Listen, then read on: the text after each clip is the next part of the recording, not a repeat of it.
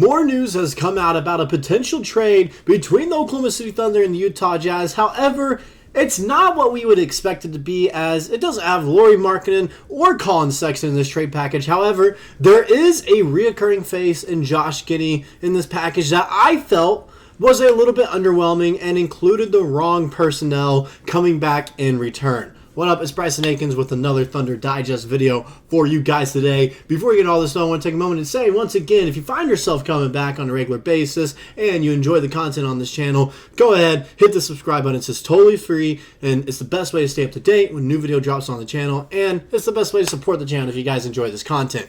With that out of the way, now we can go ahead and talk about this trade that is kind of rumored, and I don't know if it's rumored, it's been proposed, or if it's been talked about around the league, how a trade for Josh Giddey from the Utah Jazz could kind of shape out and come to fruition. But I'm going to be honest, I'm a little underwhelmed by it. This is what was supposedly, this is ESPN's Bobby Marks, all right? This is the one that said this is what a trade would look like. This is where you'd like to see Utah acquire Josh Giddey. We would receive the number 10 overall pick this year, along with Minnesota's first-round pick in 2025 that is top 14 protected. And we'd give up Josh Giddey. This is where I have a little bit of a problem when I'm looking at this. This is, first off,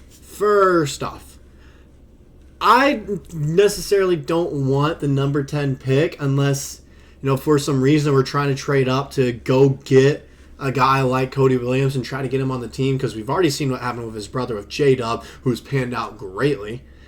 It could be one of those situations where we go get him as well at the 10th overall pick, because that's kind of where he's falling. Anywhere from 8 to 12 is his range right now, where Cody Williams is supposed to go right in that middle ground so we can for sure get him, and then also keep that 12th overall pick to add on someone else.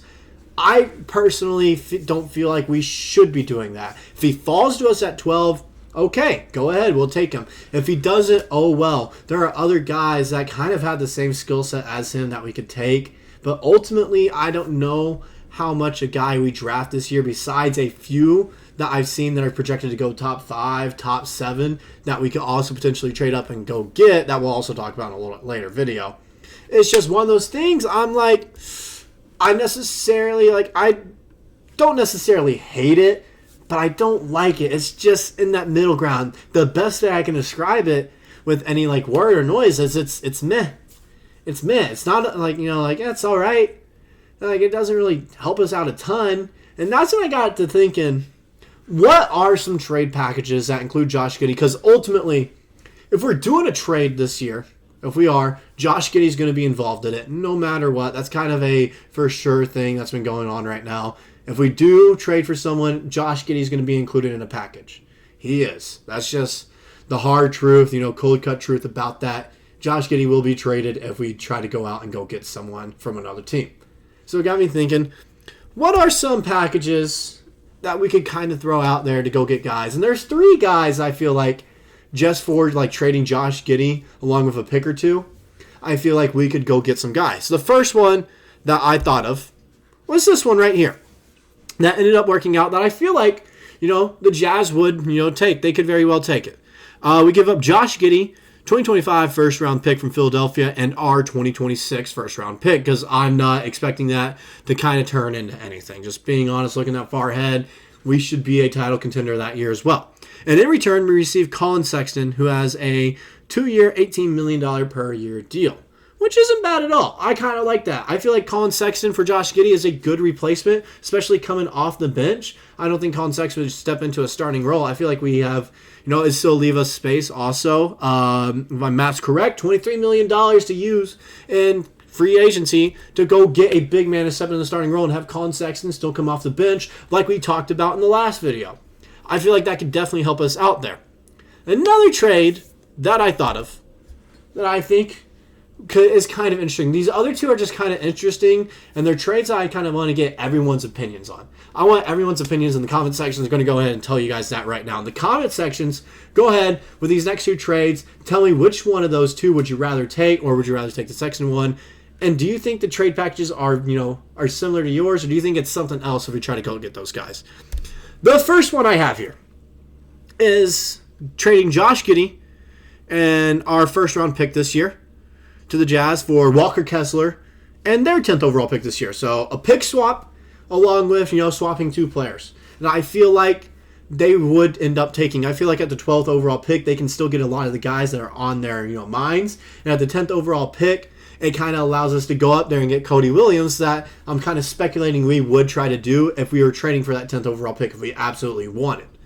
So it allows us to have more breathing room in the draft. And it also adds our big man need there in Walker Kessler, who had a decent year. When you look at the stats here, if I can bring him up real quick. When you look at the stats, all right.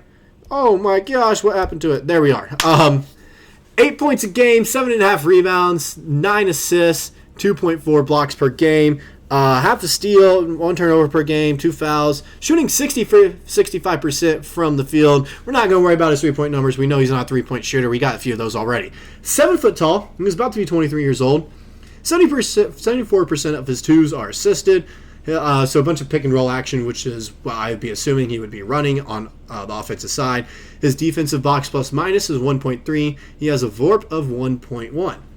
So he's a solid player. He is a very solid player when you look at it. Just being honest, he is. He's a solid guy. He would definitely fill our big man needs coming off the bench. He could also even potentially be a starter for us. The interesting about that trade, I'm going to just go back to it so you guys can see this real quick.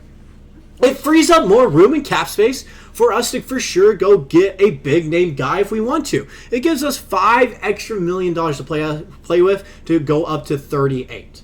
Gives us a good amount of room to play with and go sign a star if we absolutely want to. Because I feel like $38 million is enough to go get some of the bigger names this year in free agency. That's just kind of one that I'm interested in. And the other two, these 2 trades I had proposed are for big man, as you can see, Walker Kessler. The other one is also for another big man that I'm also going to show you right now is, it didn't pop up. There we go. I've been struggling with the new setup a little bit here. This is what it is. This might be a little bit of an overpay. You guys let me know in the comments if you guys think we could drop it down to just 2 firsts or, a first and a second in Josh Giddey for this guy. But trading Josh Giddey, first-round pick from Philadelphia in 2025, our first-round pick in 2026, because once again, I'm not expecting it to pan out to be anything. And then second-round pick from Golden State in 2026, and then in return, we receive John Collins, who is a solid player. I'm going to be honest about that. He is very, very solid. Look at the stats here. 15 points per game, 8.5 rebounds, 1.1 assists, a block a game, half a steal a game, 1.4 turnovers, 2.8 fouls, 53% from the field, and 37% from behind the arc. Pretty solid numbers. I'm going to be honest. Those are solid. He's 6'9", 26 years old. He's almost 27. 37% on his corner threes. 98% of his threes are assisted. And then 31% of all shots are threes. He's a solid guy. I feel like defensively he helps us out a ton. And offensively, he does bring a lot to the table. He brings a good amount. And this could be a guy that steps into the starting 4 role for us. And I'm just I love the idea of a defensive paint job between John Collins and Chet Holmgren, who are both those are great shot blockers and rim protectors. I love that idea. I feel like teams aren't going to be trying to go in on us as much in the paint.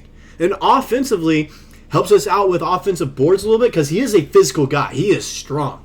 He will fight for boards and he will fight for the second chance opportunities. And pick and roll options, he'd be great for. He's a high flyer. He'd jump over defenders to go get a ball. I feel like it'd be a great addition for us. And more I think about it, it might be a trade I kind of want us to go get if Lauri Markkanen is off the table. Because I don't know if they necessarily want to trade him or not. I do think 2 guys that they for sure are interested in trading are Colin Sexton and John Collins. I feel like those are 2 options that are realistic. Walker Kessler is still very young, but I feel like if it's the right trade, we could get him. He's a young guy that we could try to keep on the squad for a little bit because he's not a max contract player. He's about, in my eyes, he's a $15 million per year player. That is a good option to have off the bench as a center, or even try to put him in there and run Chet as a stretch 4 and have Walker Kessler be the starting center. I feel like he could be a great addition to this team. I feel like all 3 of those options there between Sexton, Kessler, and Collins, I feel like I feel like those are all great options for us, whether it's off the bench or a starting role. I feel like the only starter coming on this team immediately would be John Collins. I feel like Walker Kessler would have to earn his way a little bit more, and I feel like Colin Sexton, no matter what, with how deep we are at the guard spot in our starting lineup, I feel like he would come off the bench no matter what. I feel like when I look at that, he would be a six-man for us, and he'd be in the running for six-man of the year. Like I mentioned before, it kind of reminds me of Dennis Schroeder. But that's what I got for these trade packages. The one that was proposed originally, I'm just going to go and bring it up here real quick so you guys can see it once again. I don't like this. I think this is a horrible trade. I don't like either of those picks that were given to us. That 2025 Minnesota first-round pick, I think they're going to be a playoff team, and that's just going to go back to them. And the 10th overall pick, nice. We have the 10th and 12th pick. It'd be something if we trade the 12th pick and then maybe the 10th as well to move up and go get a certain guy that I will be making a video on. But right now, I don't really see the vision with either of those two picks. Let me know if you guys see it in the comments as well. Just kind of enlighten me a little bit. But that's all I got for this video, guys, and I'll see you guys in the next one.